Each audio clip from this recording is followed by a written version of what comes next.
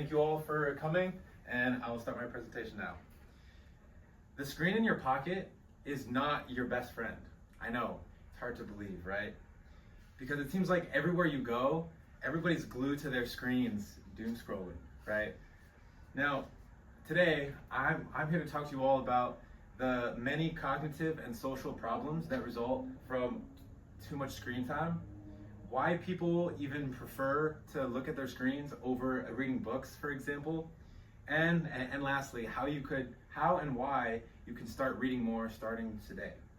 So, everybody knows that books are generally better than screens, right? But do you know specifically why? So, according to Dr. Yusuf of the University of Oman, in a 2025 research article titled "Demystifying the New Dilemma of Brain Rot in the Digital Era," excessive use of screens has been linked to emotional desensitization and impairments in memory, planning, and decision making. In addition, according to Dr. Neil Faitu of Wilfrid Laurier University, in a 2019 research article titled "Effects of Excessive Screen Time on Neurodevelopment," an increase in screen time has been associated with lower self-esteem, more mental illness, slower learning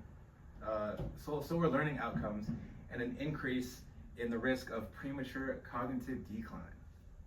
Oh, that sounds terrible, right? Yeah. So it may be tempting to think, hey, all that stuff, it's not going to happen to me. But as I've tried before, try a social media cleanse, for a month-ish, and see what happens. I'm sure that you'd be surprised. Now, you may be wondering how we as a society have arrived at this point. And there are many reasons for this, right? So take, for example, the analysis by Dr. Lemke of Stanford University's Addiction Clinic in her 2024 book titled Dopamine Nation, where she describes modern iPhone screens as the modern hypodermic needle, emphasizing that apps like TikTok, Instagram, Tinder, online shopping, and pornography give quick but often harmful hits of dopamine, ultimately leaving us unfulfilled and very unhappy, right? In addition, according to a 2025 webpage on screen time statistics by the Backlund team, the average screen time of adults aged 16 to 24 was 7 hours and 35 minutes per day. Now, that fact is compounded by acknowledging that the same group of adults only spend 16 minutes and 48 seconds per day reading books, which is only 5.3% of leisure time, right? So there's a big difference there. So the startling conclusion of modern human behavior is we would rather blindly consume cheap hits of dopamine rather than cultivate meaningful reading experiences, which, understandable, right? Just think about it, it's so much easier but I'm here today to tell you that you'd rather pick up a book rather than doom scroll, right? So despite the difficulty of reading rather than scrolling, the following are techniques that have been proven to help people read more often.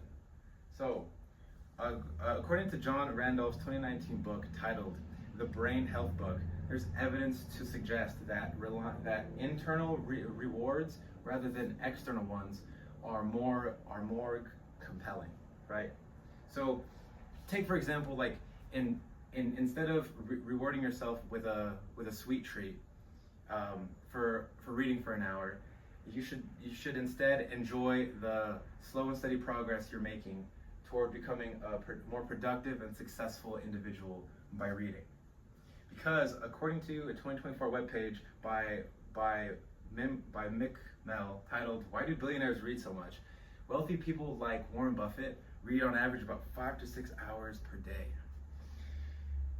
In essence, if you walk away with nothing else from this presentation, just keep the following in mind. Good books are powerful pieces of art. And as the author Alice Walker famously said, if art doesn't make us better, then what on earth is it there for? My name is Andrew Palacios, and thank you for listening.